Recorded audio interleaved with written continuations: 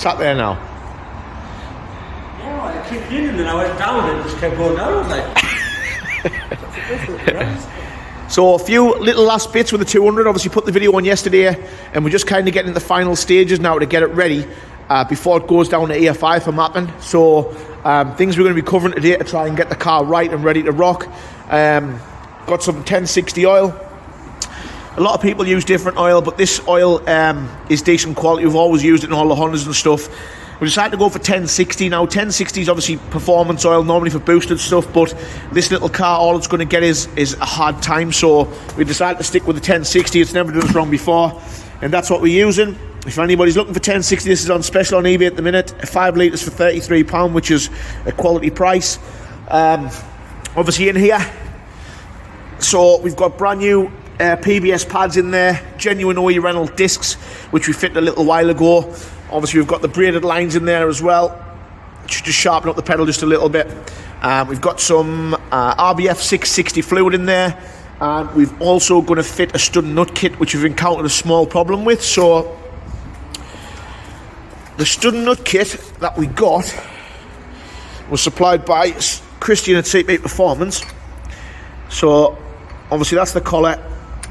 Go on, thread up. That'll go into there. However, the problem that we've got at the moment, we've got a 20mm spacer on there as well. So once the 20mm spacer is on, the stud and nut, don't get me wrong, it's long enough to be safe, but it's not quite right for what we wanted. So we're going to get 90mm studs to go in there, and that should bring us to where we need to be. So we're going to have to wait for them today and get the right one sent out. Other little jobs, we've got calipers to repaint, just the aesthetics ready to get it looking nice. Dave's took the seat out because the seat position was a little bit low for me. I'm only a short arse anyway, and I was struggling to see over the windscreen, so we're going to adjust the seat. We have drilled the tunnel, as you can see just down there by the handbrake. Obviously the eyelets to run the harnesses are now drilled in through the tunnel and plated the other side for safety. Those are high tensile bolts as well, so they should be nice and strong for us to mount the harnesses to. That's another little job to do today, but that's it now. We nearly getting there for map. I have the wheels, which are over here. So we've took the wheels off now. These are going up to the tyre place, and we're going to fit our semi-slicks up to these today, and then we'll basically revisit it and show you how we've getting on. But that's where we're at the moment, just the final stages of getting the car ready. Some bits we done under here yesterday as well. Oh, we're sticky, these, can never quite get the buggers off. Lift that one up, Dave. That's it, it's released there now.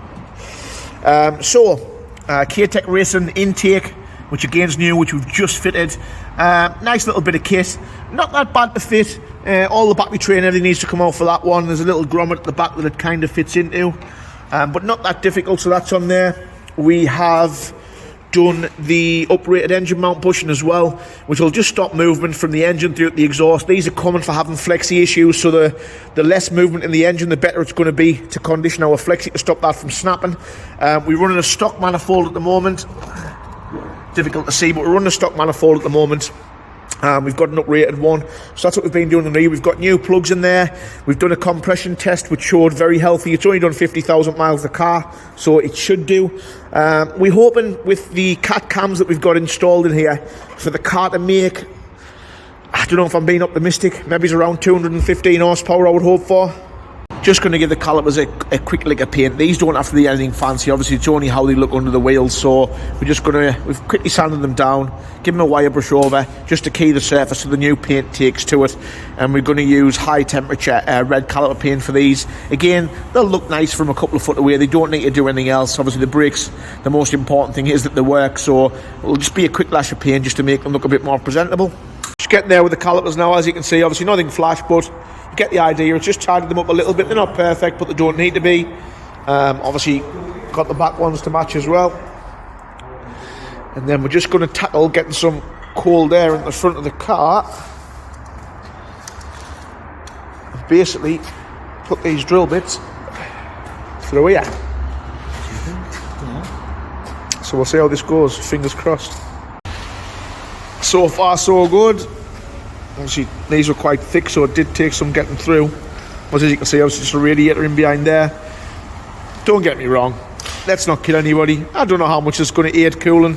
Probably just a little bit, but obviously any cold air through the front end is going to be good air, so yeah, we're getting there now. It looks ugly at the moment, but it'll be nice once it comes off.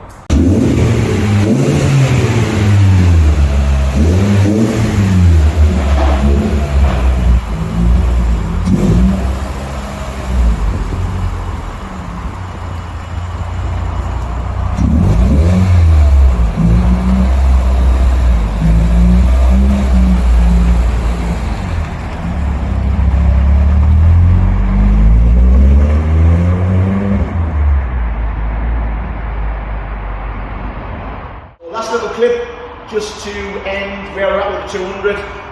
That video that we've done is basically being shot over the course of the day. It's January, the car sales isn't exactly booming at the moment, which is not too much of a bad thing for us, because obviously we can crack on with our own projects. So what you've seen in the video throughout is basically what we've got done with the car today, which brings us pretty much up to the next point, which is taking the car down to Rennsport. Obviously we can fit the manifold here, but it's subframe off, it's a tricky job. And obviously Chris at Rennsport's done loads for us, the manifold's down there. So we're going to get him to fit the 4-branch stainless manifold, and then at that point we're ready to go to EFI mapping. So the next video should be a lot more interesting for people who want to kind of have a look at it, and that'll be going down to see Chris at EFI, and we can just see kind of what kind of power the actual car makes itself. With regards to the video, I'm going to finish it off. Some people here laugh at me here, but it's just basically a bit of a laugh and a bit of a giggle. I've been called a lot of names over the year with my affiliation and admiration for the CLIOs, and that is what I've been called quite a lot over the years. So I thought, why not encapsulate that? And that is an actual plate from DVLA. And that's what we're going to run in the car this year. But thanks very much for watching this video, and the next one will be a remapping session, which will be interesting down at EFI. Cheers.